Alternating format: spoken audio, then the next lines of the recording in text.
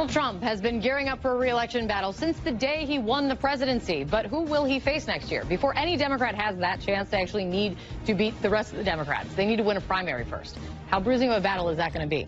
Let's have some insight tonight. The panel with me, Doug Heye is here. He's a CNN political commentator, former communications director for the Republican National Committee. Joe Lockhart is a CNN political commentator and former White House press secretary for President Bill Clinton. Sabrina Siddiqui is a politics reporter for The Guardian. And Matt Gorman is a former communications director for the House Republican campaign arm. Okay, 2020, it's all about the Democrats right now. Sorry, President Trump.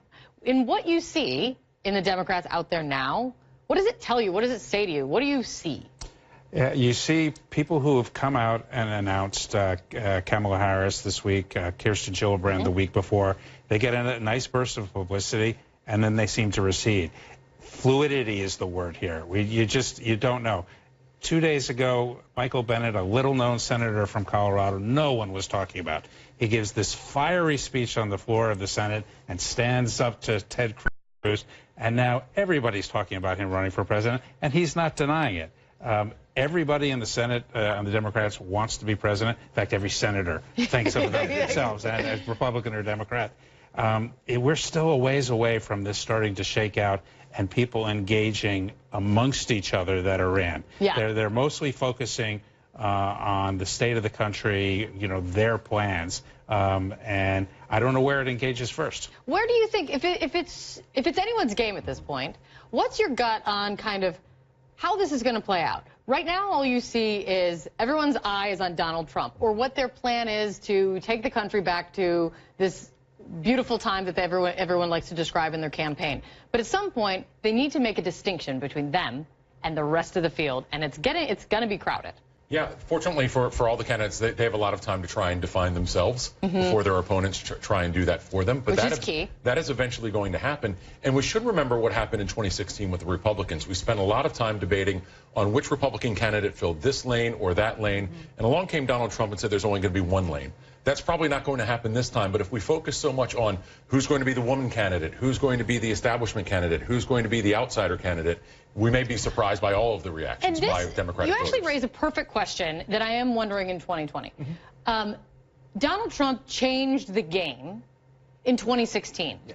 But did he change the game permanently, or did he change the game when Donald Trump's a candidate? I think he changed the game in that he was authentic. I think if people try and beat Donald Trump, they'll fall on their face. However authentic Donald Trump, whichever Donald Trump you're talking to at that second. Exactly. But you could clearly see he was not trying to be Jeb Bush, certainly. He wasn't trying to be Marco. He was himself in a very real way. I think if people get up there and try and do boisterous things on Twitter, like we've seen it in the Republicans in the late stages of 2016, Marco tried to be Trump.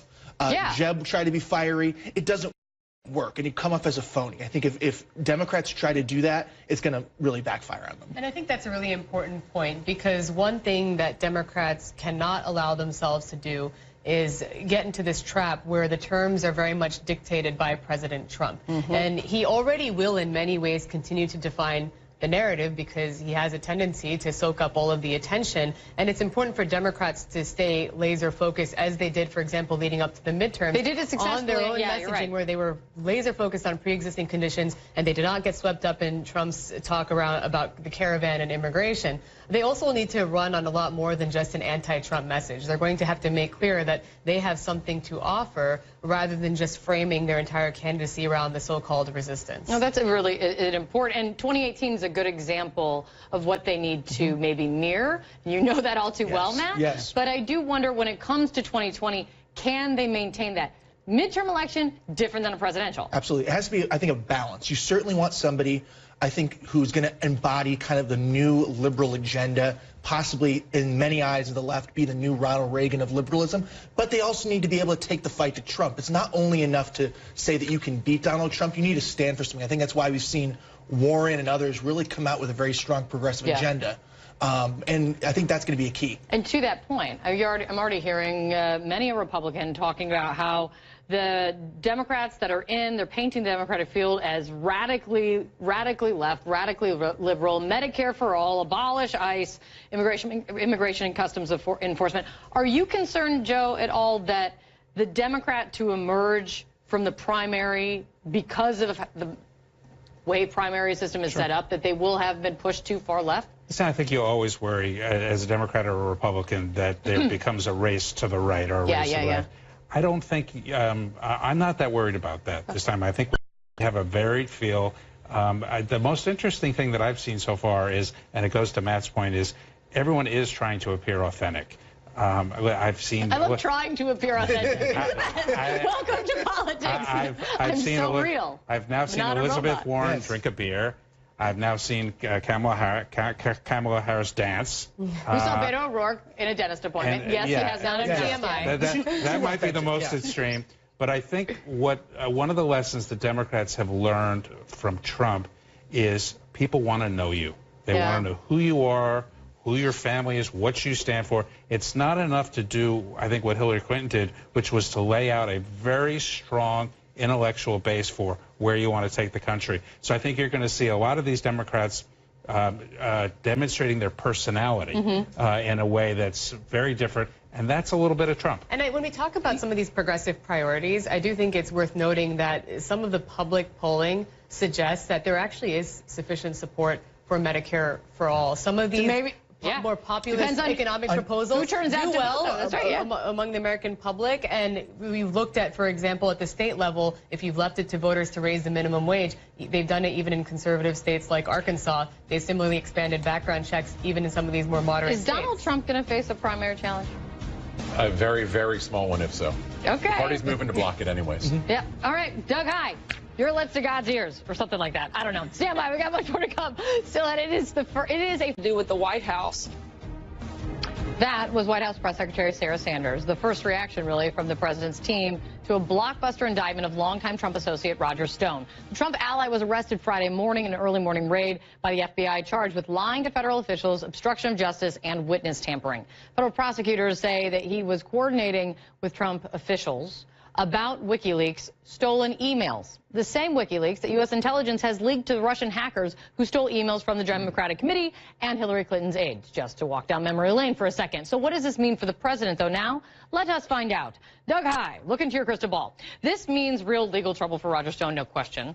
Sure. Nixon salute or not, that he offered up when he was leaving the federal courthouse. What does this mean for President Trump, do you think? It means the water that he's in has continued to get hotter, and that circle continues to get smaller. But I think the telling thing that we saw this morning wasn't from the arrest, but the reaction afterwards, and the language that we heard. Very specifically, Sarah Sanders would talk about this individual. She really didn't want to call him Mr. Stone. That tells us about how the White House is going to react to this moving forward. Roger Stone keeps saying that he will not testify against the president.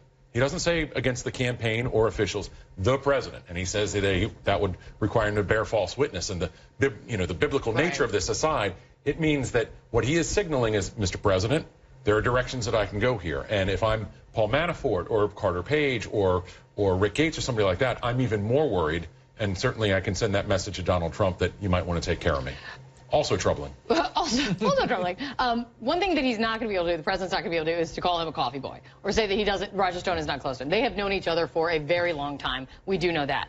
What is not in the charges, what is not in the indictment, Joe, is anything related to conspiracy or collusion in the non-legal sense. And Roger Stone's attorney, he made the point to note that in their statement after the indictment came out and says that this vindicates Roger Stone. I mean, when it comes to Stone and Trump, when you talk about the whole issue of conspiracy, does he have a point? He has a point if Mueller said, I'm done. I'm not doing anything else. Right, right. To say it has nothing to do with the White House or the president is absolutely wrong. It has everything to do. This is the crux of the issue. Did they coordinate? Was WikiLeaks the cutout to coordinate between the Russians and the Trump campaign? And the most significant part about the indictment is they make very clear that someone in the campaign, and we know earlier that someone is Steve Bannon, was directed to talk to by another senior aide. Well, Steve Bannon was running the campaign. So who else would he take directions from if not the candidate? And that was actually one of the most damning revelations from this indictment. We already knew that Roger Stone had boasted about his contacts with WikiLeaks, which was the conduit for publishing these emails that were hacked by the Russians from both the Democratic National Committee and Hillary Clinton's campaign chairman, John Podesta. We now see evidence of communications between Stone and an intermediary that also included Stone reporting back to a senior Trump campaign official. So there does seem to be some advanced knowledge within the campaign that these leaks were coming. And a big question will be, since Roger Stone is, at least informally, one of the president's longest serving political advisors, what, if anything, did he tell then candidate Trump about his activities? Yeah, I mean, go ahead. No, and I think just in a broader sense. So earlier this week, we were talking about the shutdown. I think now, obviously, everybody's talking about Roger Stone. And so as the president announces for re-election, he's going to have a tough enough time, as we talked about before, running against these Democrats. His poll numbers are already sinking down. The Mueller report can upend any day, any time for President Trump. And it's going to only make it harder for him to run as strongly as he can for re-election, especially as numbers are already down. Well, but you make it interesting. You raise an interesting point. To this point, every time and there's been so many incremental developments in this that I really believe that people's eyes glaze over. Maybe that's by design from some people, but maybe not. Maybe it's just the nature of an exhaustive investigation. But every time we hear, someone tells me, Kate, it's baked in. No matter what comes out, people who support Trump say it's a witch hunt. People who have everyone's passed judgment already. Does the fact that this is different, Doug, in that it's the first time that we've seen an indictment with the WikiLeaks and the DNC. It's the first time you're seeing a connection between a Trump campaign official and Roger Stone to this whole situation. The first time they're suggesting that. Is this different? Does this change things? It certainly can change things. So ultimately, we'll need to figure that out as this process moves along. Yeah. But look, candidates want to talk about what they want to talk about, and they want to make sure that their opponent talks about what they don't want to talk about.